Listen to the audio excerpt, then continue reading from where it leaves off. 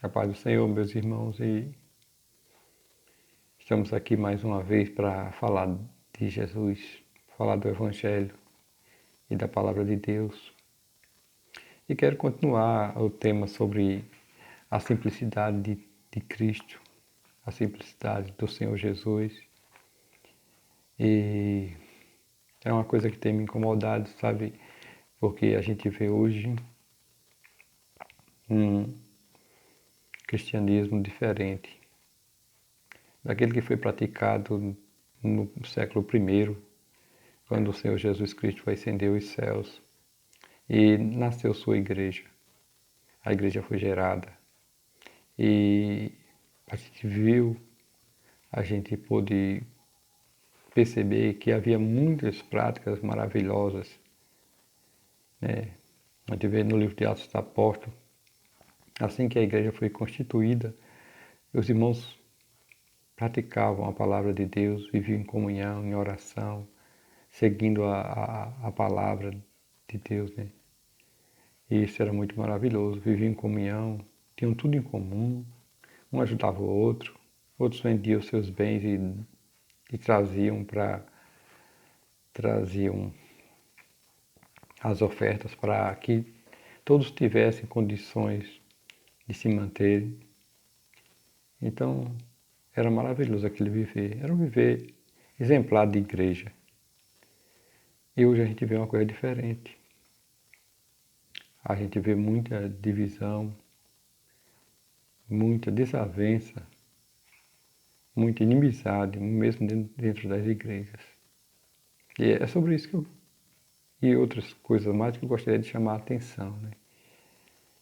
São mensagens que a gente tem que assimilar de acordo com a palavra de Deus para que a gente ganhe luz do Senhor e que a gente não seja encontrado em trevas.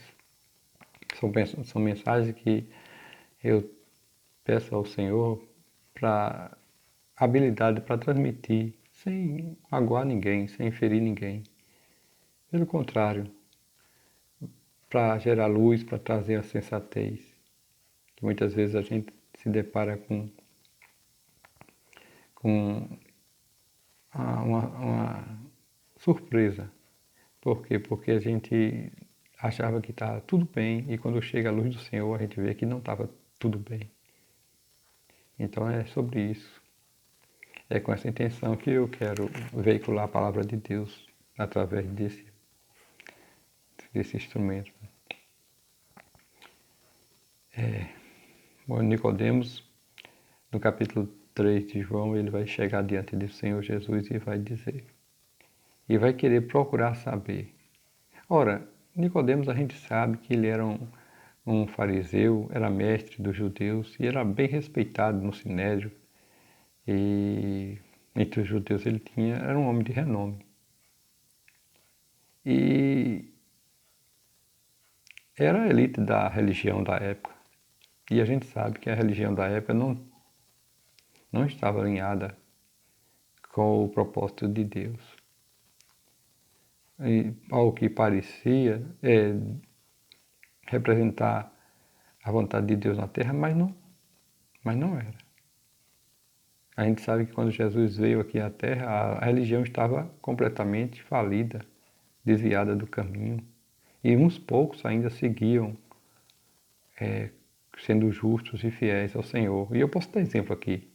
Eu posso falar de Zacarias e Isabel. Zacarias servia como sacerdote, mas era um homem de Deus, fiel, era irrepreensível. Eu posso citar também Simeão, que é registrado em Lucas, e também Ana, a profetisa Ana, pessoas de Deus, que guardavam os mandamentos do Senhor e não era o destaque do templo, não era o destaque entre os sacerdotes.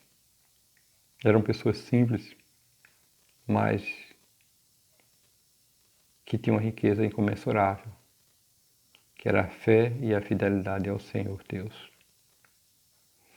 Então a gente vê também que nessa época de hoje, a gente tem crentes fiéis ainda também, pessoas piedosas, pessoas que guardam os mandamentos do Senhor.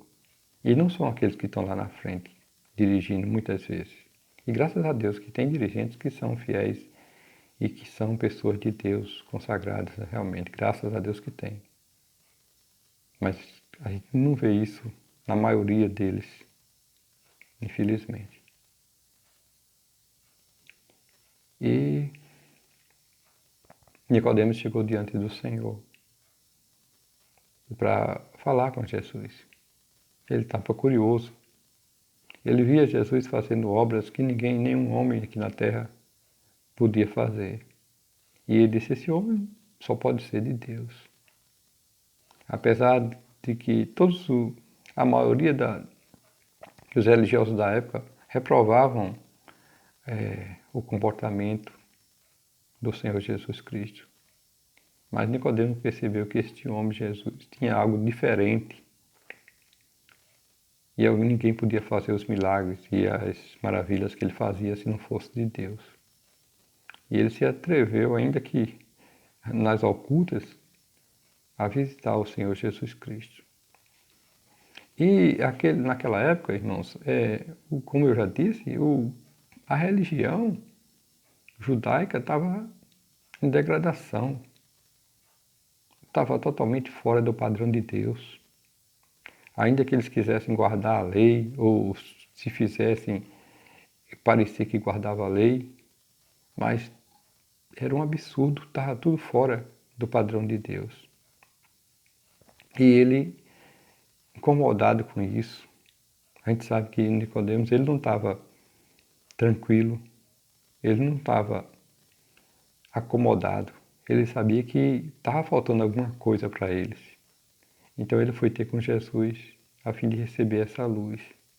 E Jesus falou para ele, Nicodemos, quem não nascer de novo não pode ver o reino dos céus. É como se Jesus estivesse dizendo, está vendo aí todo esse pessoal religioso que estão achando que estão santos, estão salvos, são a nata da religião, estão perdidos, estão todos perdidos. Porque quem não nascer de novo não pode ver o reino de Deus. Não pode. E Nicodemos ficou preocupado com isso. E ele não entendeu bem a palavra de Jesus. E ele indagou Jesus, dizendo, como é que pode um homem velho nascer de novo? Ele vai voltar a tornar o ventre da mãe para nascer de novo. Como é isso? Eu não estou entendendo. E Jesus lhe respondeu, quem não nascer da água e do Espírito não pode entrar no reino de Deus. E o Senhor falou mais palavras para ele. Mas sabia o Senhor Jesus que ele não estava compreendendo de todo. Nem eu mesmo compreendo, depois de tanto tempo, as palavras que o Senhor falou. Mas a gente sabe uma coisa, que é importante que saibamos, quem não nascer de novo não pode ver o reino de Deus. E por que eu estou dizendo isso, irmãos? É porque me parece hoje que não é suficiente, sabe, a gente estar numa igreja e o pastor muitas vezes faz uma apelação. Quem quer aceitar o Senhor Jesus nesse momento como Senhor e Salvador de sua vida, e quem quiser, venha até aqui à frente, levanta a mão, e muitas vezes a pessoa vai, levanta a mão e vai lá para frente. E parece que as conversões têm sido assim, mas as pessoas parecem não atinarem para essa palavra, o que realmente é aceitar Jesus como Senhor e Salvador de sua vida. A gente aceitar a Jesus como Senhor e Salvador, a gente quer dizer que a gente entrega as rédeas da nossa vida ao Senhor. E Ele o constitui como Senhor de nossa vida realmente. E isso, falar, é muito fácil, mas quando a gente vai para a prática, não é tão fácil assim. Porque tornar o Senhor Senhor da nossa vida é negar a si mesmo, tomar a cruz e segui-lo. Negar a si mesmo é negar nossas vontades,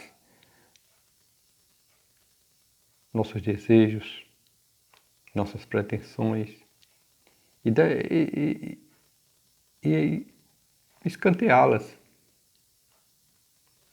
em face da vontade de Deus. E a vontade de Deus, irmãos, está escrito na Bíblia, é a nossa santificação. É o nosso apartar-se desse mundo.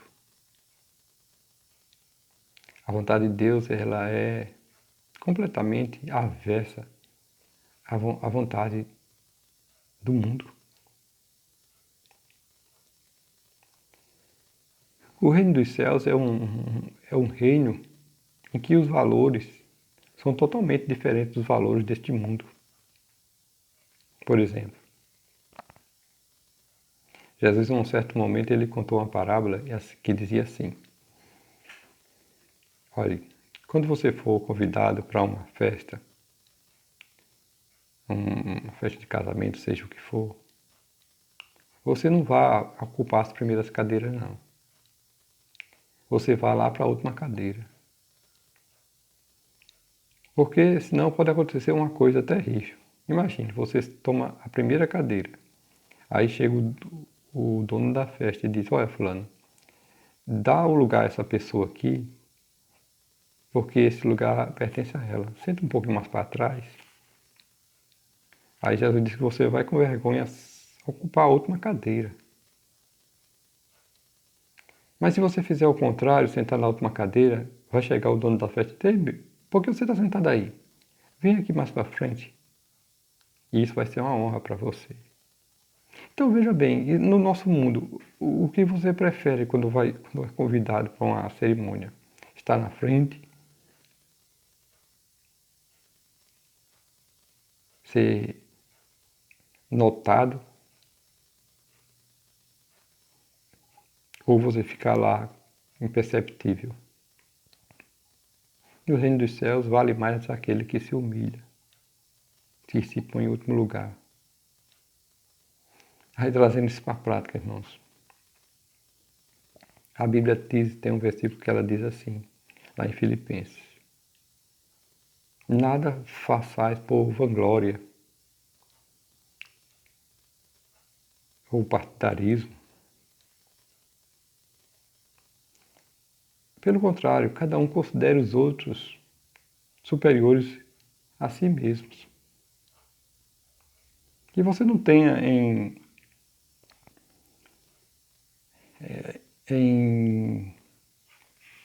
mente o que é seu, mas também o que é dos outros. Quer dizer, você não se importa só com você, com a sua vida, mas se importa também com a vida dos outros. Imagina aí, colocando isso para a prática, imagine se as igrejas fossem lotadas de crentes dessa forma, que obedecessem a palavra de Deus. Cada um considerasse seu irmão superior a si mesmo. Não havia tanta desavença, não ia haver tanta questão, porque havia humildade entre os irmãos. E a humildade ela faz com que os irmãos facilita a união, facilita a comunhão. Então, esse é um valor divino do reino dos céus que aqui na terra não faz o menor sentido. Ninguém quer ser humilhado aqui. Mas a Bíblia diz que o Senhor dá graça aos humildes e resiste aos soberbos. E, em contrapartida, realmente, essa soberba, esse orgulho, esse querer ser mais, é o que tem provocado muitas divisões entre os crentes. Aí você me pergunta: mas meu irmão, como é que eu faço para ser humilde? Eu não consigo ser humilde. E eu digo: você realmente não consegue ser humilde. De você mesmo, você não vai conseguir ser humilde. Mas eu vou lhe contar um segredo. Quando você aceita Jesus Cristo como Senhor e Salvador de sua vida, de verdade, você abre o coração e quer recebê-lo, entrega a sua vida para Ele, acontece um fenômeno na sua vida. A Bíblia diz que o próprio Espírito Santo ele vem habitar dentro de você. E aí, sua vida começa a mudar. A partir do momento que você confessa a Jesus como Senhor e Salvador de sua vida, que o aceita, que se entrega a sua vida, como eu digo, as rédeas de sua vida nas mãos do Senhor, você ganha um Senhor que vai cuidar de você. E Ele não vai se apartar de você, Ele vai vir morar dentro do seu coração, dentro de você. O que eu estou falando aqui é bíblico. Está em João 14. Se você for ver, ele vai dizer, se alguém me ama, guardará a minha palavra, e meu Pai o amará. E viremos para ele e faremos nele morada.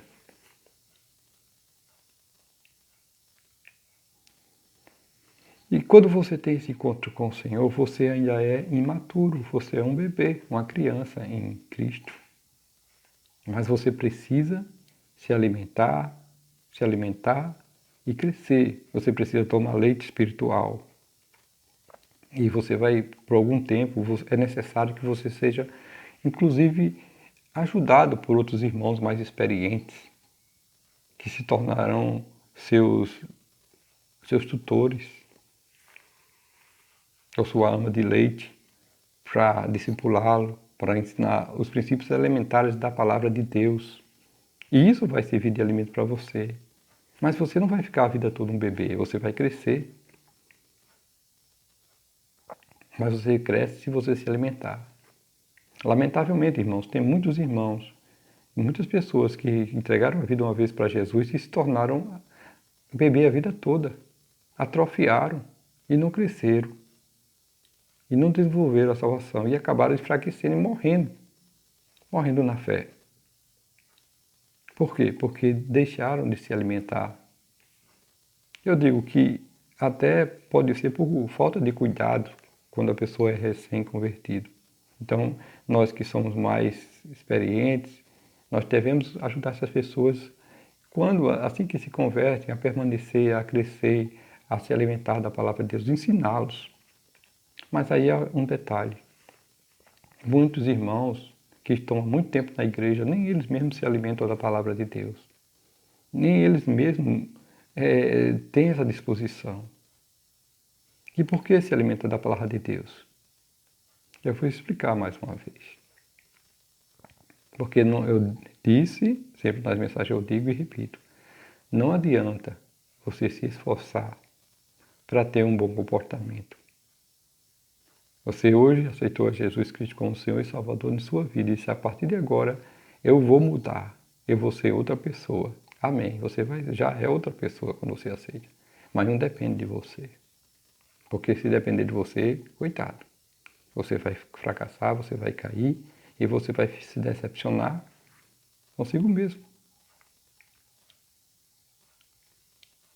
Então, qual é o mistério? Qual é o segredo? O segredo é se alimentar da palavra de Deus. Eu sempre digo, não adianta se esforçar para mudar, mas para uma coisa você tem que se esforçar. Você tem que se esforçar para se alimentar da palavra de Deus. Para ler a Bíblia, para orar, para ter comunhão com os irmãos, para adorar o Senhor, para louvar o Senhor. Esse é o sacrifício vivo, santo e agradável a Deus. Você vai saber que depois que você for convertido, ainda vai ser uma luta para você ler a Bíblia. Ainda vai ser uma luta para você orar. Você vai dizer que não entende nada da Bíblia, que ela é difícil de compreender. Você vai dizer que não aguenta orar muito tempo porque dá sono, porque não tem palavras. São todas coisas do homem natural, porque o homem por si só, ele não gosta de orar, eu já disse. Ele não gosta de ler a Bíblia. E você vai ter que lutar contra isso. Deixa eu me dar um exemplo. Quando a gente sabe que o exercício físico ele é bom, ele ajuda na nossa saúde. Mas a gente sabe o quão é difícil você começar a praticar exercício físico. Mas você tem que tomar essa decisão. Eu vou praticar. E você tem que começar.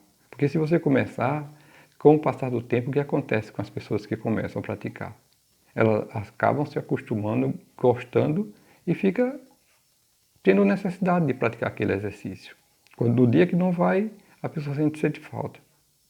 Então é isso que tem que acontecer com a palavra de Deus. Você tem que praticar a piedade, praticar esse exercício de fé, ler a Bíblia, ainda que você não esteja com vontade. Você tem que orar para ler a Bíblia. E você precisa de ler a Bíblia para orar também. Porque muitas palavras que a gente na oração, as palavras da gente da oração tem que ser inspiradas na palavra de Deus. Porque você vai ganhar argumentos para falar com o Senhor através da própria palavra de Deus. Então é calcada a sua oração tem que ser baseada, fundamentada na palavra do Senhor. Porque o Senhor não tem compromisso fora da sua palavra. Ele tem compromisso com a palavra dele. Então preste atenção. Quando a gente começa a se envolver com a palavra de Deus, quando a gente começa a orar, a ler, a meditar, a gastar esse tempo, a investir esse tempo para o Senhor, as coisas começam a mudar. Você tem que fazer de uma forma que, de tanto você praticar a palavra de Deus, a leitura, a oração, o louvor, a comunhão, isso tome conta da sua vida.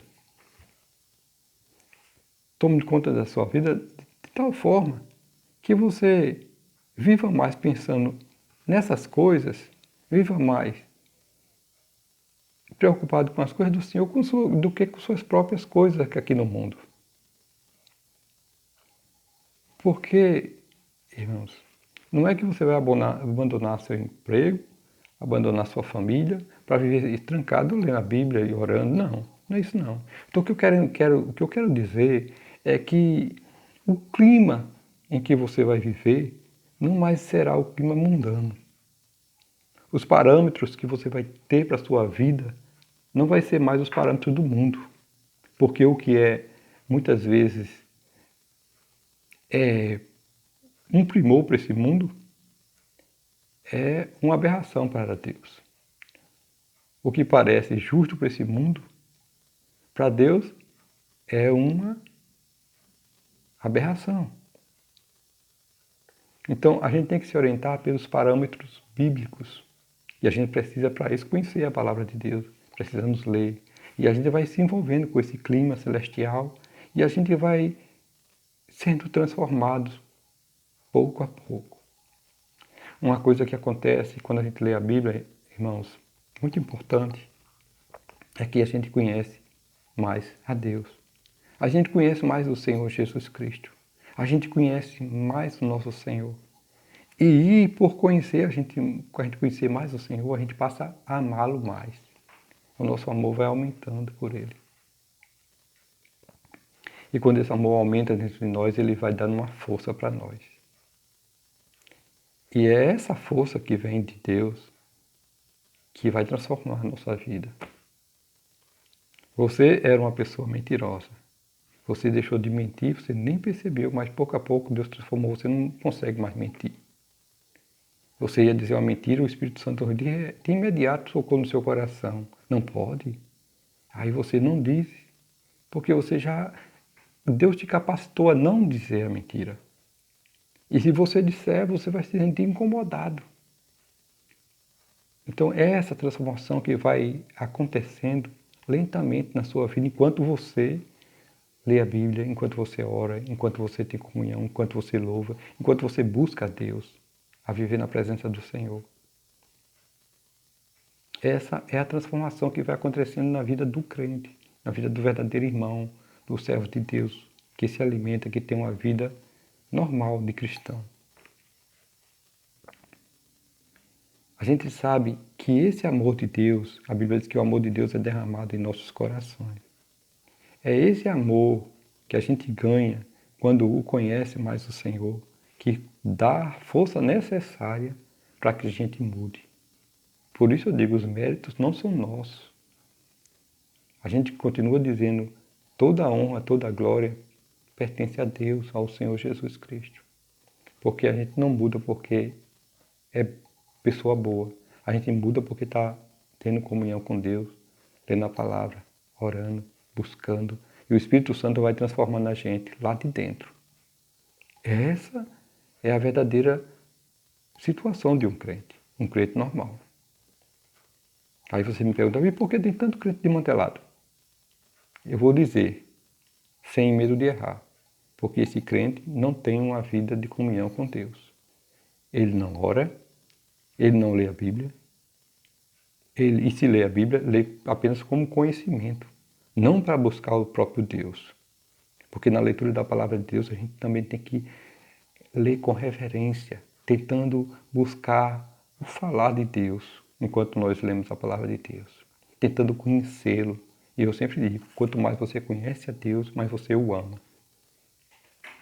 Eu vou dar um exemplo aqui, que é meio rasteiro, porque é daqui do mundo, mas vai servir para você entender um pouco mais o que acontece na vida do crente.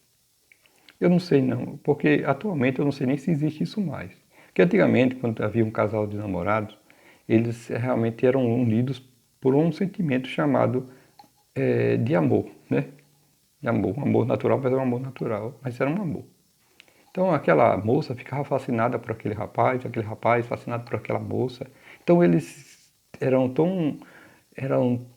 tão unidos que esse sentimento no coração deles faziam com que eles mudassem seus comportamentos. Por exemplo, vamos dizer que o rapaz ele gostasse de beber. Quando ele começava a namorar com a moça que gostava e sabia que ela não gostava da bebida, o que é que ele fazia? Ele se afastava das amizades e deixava de beber. E não precisava nem ela pedir.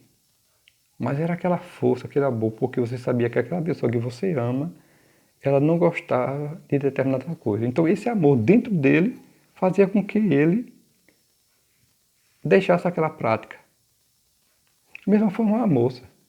A moça sabia que ela usava roupas curtas, mas sabia que ela amava esse rapaz e sabia que esse rapaz não gostava de vê-la de roupas curtas. Então o que é que ela fazia? Parava de vestir aquelas roupas e a partir de agora mudava o seu modo de vida por conta desse amor, não por causa dele, entendam? Mas por causa do amor que estava dentro dela, que era por ele. Então esse amor é que era a força de transformação daquela pessoa. E o que eu quero trazer para cá é que a gente precisa amar Deus, amar o Senhor, e a gente vai amá-lo quando a gente conhecê-lo mais e mais.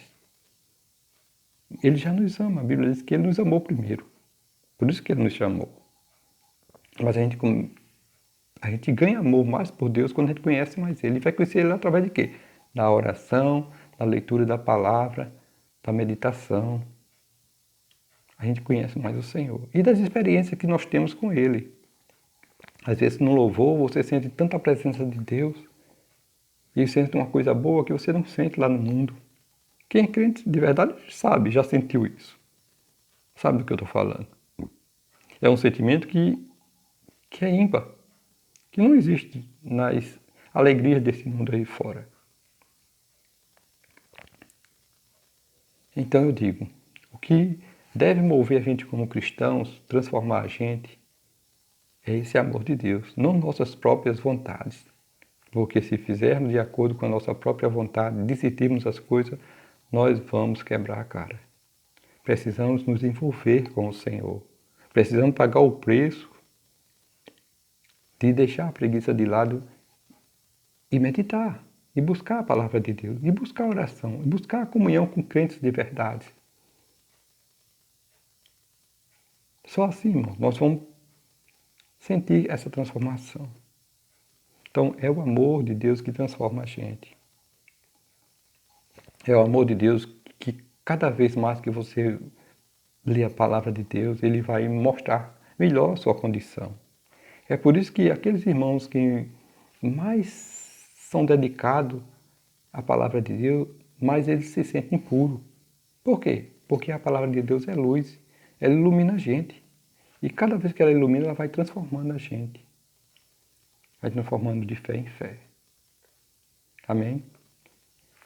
Eu gostaria de fazer esse vídeo com 30 minutos para ficar curto, para poder carregar mais fácil. Então eu vou encerrar aqui. Espero que vocês tenham entendido. Eu espero que essa palavra sirva-lhes. E que Deus abençoe sua vida em nome de Jesus. Amém.